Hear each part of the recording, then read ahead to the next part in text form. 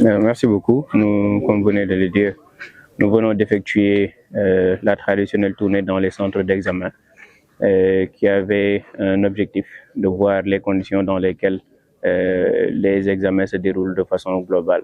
Donc aujourd'hui, sur l'étendue du territoire régional, nous avons 5 991 candidats répartis en 64 centres.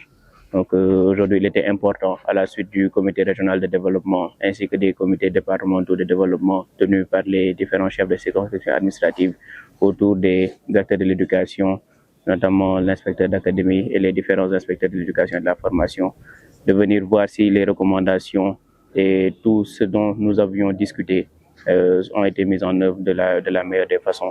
Cette année est assez particulière parce que pour le certificat de fin d'études élémentaires, il y a des innovations, notamment avec la suppression de l'entrée en sixième.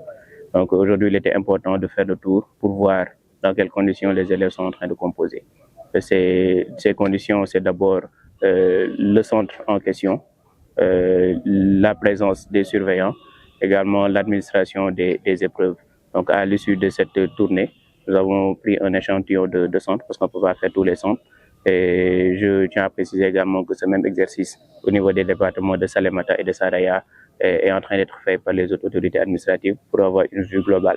Mais ce qu'on peut retenir aujourd'hui, c'est qu'à Kédougou, on peut se satisfaire de l'organisation globale dans la mesure où on note un taux de présence assez correct, bien que des absences ont été notées, mais ça tourne autour de 95-96%. Donc aujourd'hui, des questions ont été posées sur ces absences-là, donc les facteurs explicatifs.